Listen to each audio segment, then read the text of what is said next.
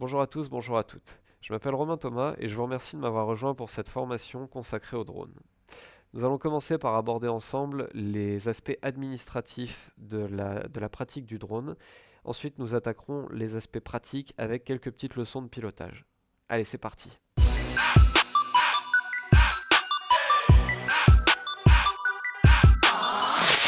Si vous êtes un professionnel de l'audiovisuel et que vous souhaitez réaliser des prises de vue aériennes par drone, vous ne pouvez pas le faire avec n'importe quel matériel. Vous devez utiliser un drone homologué.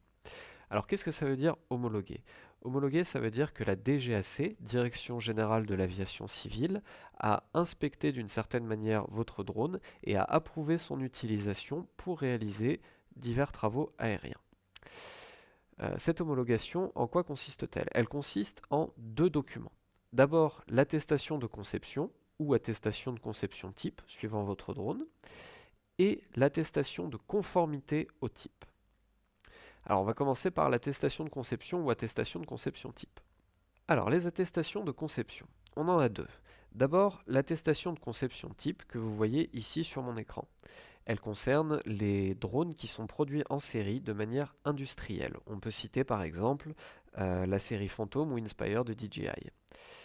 C'est un document qui prouve que la DGAC a analysé toutes les caractéristiques techniques et toutes les caractéristiques de mise en situation du drone et qu'elle les a approuvées. Maintenant, si vous n'utilisez pas un drone produit en série, comme un des fameux Inspire ou Phantom dont je viens de parler, mais que vous utilisez un prototype que vous avez construit vous-même ou qu'un constructeur a fait lui-même, qui est abouti et prêt à voler, vous ne devez pas demander une attestation de conception type, mais une attestation de conception seulement. Pour obtenir cette attestation de conception, c'est un petit peu compliqué. Vous devez d'abord rédiger un dossier technique, vous trouverez un canevas sur le site de la DGAC, et détailler toutes les caractéristiques techniques de votre drone. Alors ça va aller des caractéristiques les plus triviales, entre guillemets, comme son poids, sa puissance, le nombre d'hélices, etc., jusqu'à des caractéristiques beaucoup plus poussées, comme par exemple son système de navigation. Donc ça demande vraiment d'avoir une excellente connaissance du drone. Vous devrez également rédiger un manuel d'utilisation dans lequel vous décrirez précisément votre activité, en particulier les procédures de sécurité que vous allez mettre en place lors de chaque vol. Une fois que vous avez rempli ces deux documents, vous pouvez faire une demande d'attestation de conception à la DGAC. Attention cependant, les attestations de conception sont analysées au cas par cas et il est possible qu'on vous demande de joindre d'autres éléments. N'hésitez pas à demander s'il le faut. On pourra par exemple vous demander une vidéo du système de sécurité mis en place sur votre drone. Par exemple, si vous l'avez équipé d'un parachute, il y a très fort à parier qu'on vous demande une vidéo dans laquelle on verra ce parachute se déployer pour assurer la sécurité. Une fois que vous possédez votre attestation de conception, votre drone est homologué. Pour l'attestation de conception type, c'est un tout petit peu plus compliqué. Il faut également que vous obteniez une attestation de conformité au type. Qu'est-ce que ça signifie? Ça signifie que le drone que vous avez acheté doit être conforme à l'attestation qui a été déposée lorsqu'il a été produit en série. C'est-à-dire que si j'achète un Phantom ou un Inspire, par exemple, je dois avoir un document qui prouve qu'il est bel et bien conforme aux autres Phantom ou aux autres Inspire de la même gamme. Donc l'attestation de conformité au type, ça ressemble à ceci. Ces deux documents, l'attestation de conception ainsi que l'attestation de conformité, attestent de l'homologation de votre drone. Donc une fois que vous les possédez, vous pouvez voler avec votre drone. Une fois que vous avez votre drone homologué, vous pouvez voler en respectant les bases de la réglementation. Alors ces bases, quelles sont-elles? D'abord, vous avez les fameux scénarios de vol. Les scénarios de vol, en fait, classifient les différents types de vols et du coup les différents types de démarches qui vont y être associés. Vous avez d'abord le scénario 1. Alors celui-ci, il concerne les vols hors zone peuplée, typiquement dans des champs ou dans des endroits vraiment désertiques où il n'y a absolument personne, ni être humain, ni animaux, ni habitation.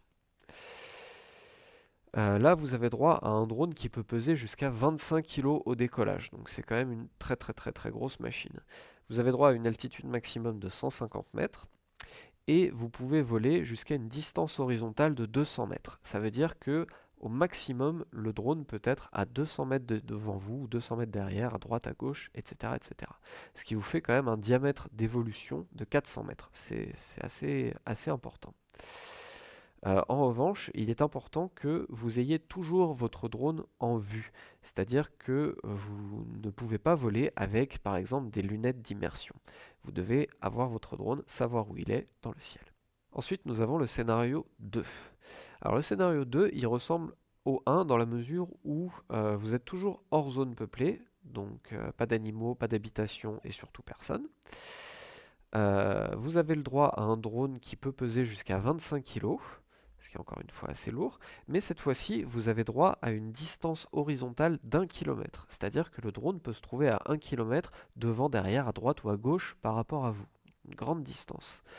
Et surtout, vous avez droit, et c'est là la différence la plus importante, vous avez droit au vol en immersion. Vous n'êtes pas obligé de garder votre drone en vue. Alors en revanche, attention, si vous perdez votre drone de vue en scénario S2, votre hauteur de vol maximum n'est plus de 150 mètres, mais de 50 mètres. Le S2 en fait a été créé spécifiquement pour le vol en immersion. Ensuite, vous avez le scénario 3. En S3, vous pouvez voler en agglomération. Et c'est pour ça que le S3 représente la majorité des vols de drones en France. En revanche, votre drone est quand même beaucoup plus limité. Cette fois-ci, vous ne pouvez pas dépasser 8 kg au décollage. Autre chose également, au niveau du poids, si votre drone pèse entre 2 kg et 8 kg au décollage, vous devez l'équiper d'un système de sécurité qui permettra d'amortir l'impact en cas de chute. En règle générale, il s'agit d'un parachute. Alors en S3, notre altitude maximum est toujours de 150 mètres, comme en S1. En revanche, notre distance horizontale maximum est de 100 mètres. Il est bien évidemment interdit de survoler des personnes, comme à chaque fois, et il est important de toujours avoir son drone en vue. Lorsque vous volez en S3, vous ne pouvez pas quitter votre drone des yeux, et surtout vous ne pouvez pas voler en immersion. Ensuite, vous avez le scénario 4. Celui-ci est assez spécifique et il est dédié, par exemple, à l'inspection de très très grands ouvrages comme des pipelines ou à la cartographie de zones assez immenses. Donc cette fois-ci, vous n'avez pas de distance horizontale maximum, vous pouvez voler jusqu'à où vous voulez. En revanche, vous êtes toujours limité à 150 mètres d'altitude et votre drone ne peut pas peser plus de 2 kg. Autre chose également, votre drone doit être homologué spécifiquement pour le scénario 4. Donc on est vraiment sur des missions extrêmement pointues et spécifiques.